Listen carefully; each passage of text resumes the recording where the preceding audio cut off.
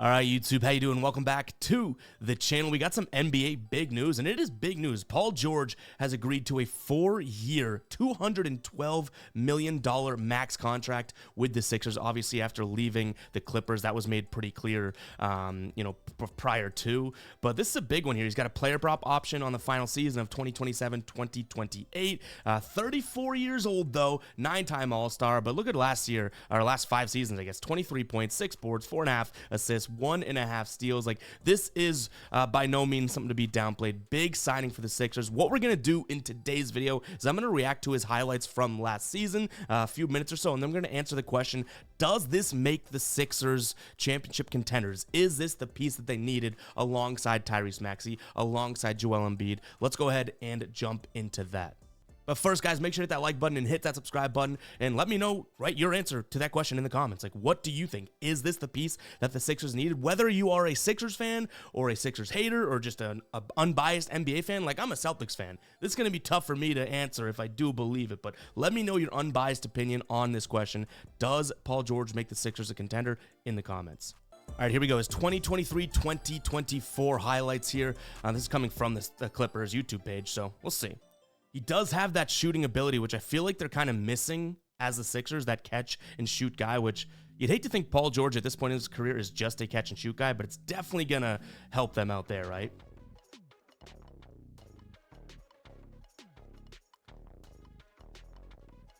Now, does that play even happen in Philadelphia? Like, with Joel Embiid, them opposing teams crowding the lane? I'm not sure if this play happens, but you know what? It's a highlight. Gets his own miss. Wemby's right around there, too. Oh, I hate this court. I hated these. Buzzer beater at the end of the third. Again, I'd hate to say that Paul George is becoming a catch-and-shoot shooter, which he's always been a good shooter, right? But I don't want him to regress to that. Like he should be better than that. But he's 34, turning 35. Any team can use that, though, right? Jeez. Any team. Look at that. That puts them, to a 2-point game with 4 to go? Look at that. Step back. Oh, with 8 to go.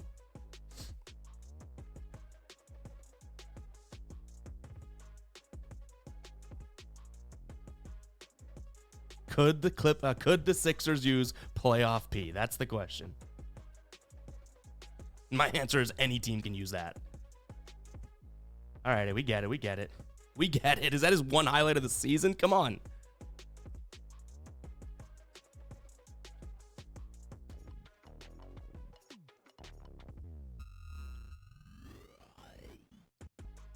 And I worry, this is kind of a rant here, and I'm sorry I'm pausing this a lot to start, but I do worry if there is some of these shots that Paul George takes, are they going to be a takeaway from Embiid, takeaway from Maxey? That type of thing. He is a smart player, so I don't really want to get down that, but we've seen Paul George have some bad games before where he has just taken some ludicrous shots like he's, 26 again.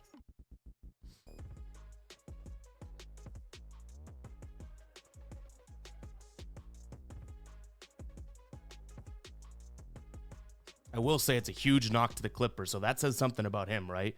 Like, if he was leaving a team that had 2 stars last year and I guess even a couple more sort of secondary players, like, says something about Paul George that's still going to hurt that team. And I do believe it does.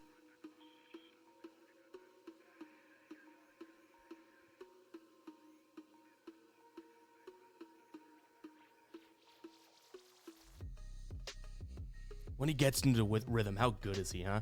When he gets into the rhythm, he's just so good.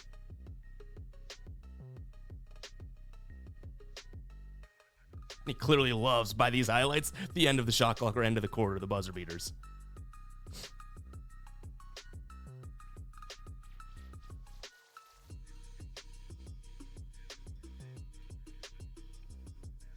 That little cross through the leg step back, it's probably going to happen right here, right? Oh, see, that is the Paul George that I'm talking about. Like, that's the Paul George that helps the Sixers. We're probably going to see a replay of it, but let's watch it again. Right by the defender, in traffic, boom. That was on Jalen Duren too, right? Like, does he have the gas in the tank to do that? Does he have the gas in the tank to do that? Because for the majority of the highlights we're seeing, this is a guy that's catching and shooting, crossing guys up, I get it, but elevation, through the lane, dunks it. That's going to help them so much if that's a Paul George sort of staple. But at 34 years old, not sure.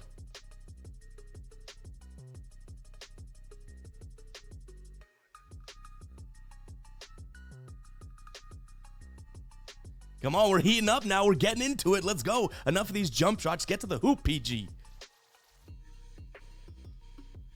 I love that.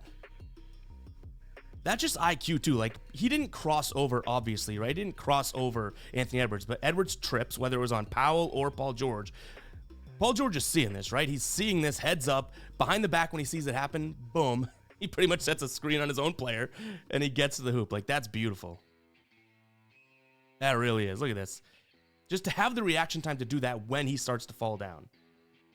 Such a good play. Watch a couple more here, and then we'll answer the question, because I do have a strong opinion on whether or not they're contenders.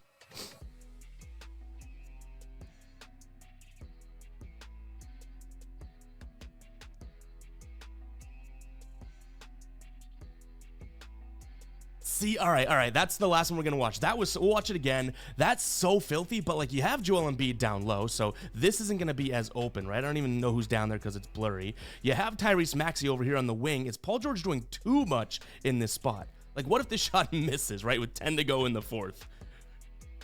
I don't know. All right. So, in terms of the answer to the question, those highlights are great. I love seeing Paul George get to the hoop. Like, that's really what I'd want him to do.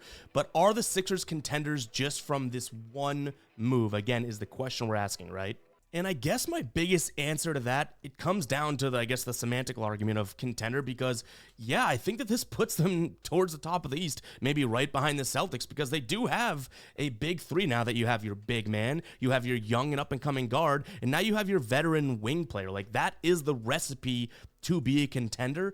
Does it put them ahead of the Celtics or something like that? Not necessarily. Like, I can't see that happening. This definitely doesn't hurt the Sixers, but it kind of comes down to, okay, like, if Joel Embiid isn't going to be good to go by playoff time, or if he gasses out or anything like that, right? Like, sorry to the Sixers fan, but facts are facts. That's kind of what happens to Embiid. Then I don't know if Tyrese Maxey and Paul George and, say, Harris or Oubre or whatever, however their starting five looks, like, I don't know if that is good enough to be a contender, right? So if they're healthy, hell yeah, this makes them contenders. But we now have, Paul George, who's been a guy that struggled with injuries. You have Joel Embiid, who, whether he's injured or just gets tired at the end of the year, it's kind of tough. So I think the Sixers, I don't know exactly their cap situation, but I think they have a couple more moves to go to be a solidified contender. But hell yeah, if these three stay healthy, a starting lineup like that contains Maxey, George, and Embiid, that is pretty damn dominant. Their bench is pretty good too. They still have Lowry, Hield, Reed, Cameron Payne, like, make some big plays. Like, this is definitely a contending team, but I don't know if, we're going too deep into that word. You know what I mean? Like, yes, they're a contender. That doesn't mean you're a true championship caliber team. So for now, I still think that this puts them in the 2 or 3 spot in the East, which is fine. Like, it's not, the Celtics just won the freaking championship, right? It's not that crazy to say that they're not at Celtics level yet, but I kind of want to see if Joel Embiid stays healthy. Same thing with Paul George, and then we'll kind of play it by ear there, because this is a damn good big three. I would say that, not even a question. Damn good big three, and I think it makes them a contender, but that might be the cap as of right now. So hope you guys did enjoy the video. Make sure you drop that like, hit that subscribe button. Let me know if you agree or disagree with anything I said, and let me know the answer to the question that I'm asking.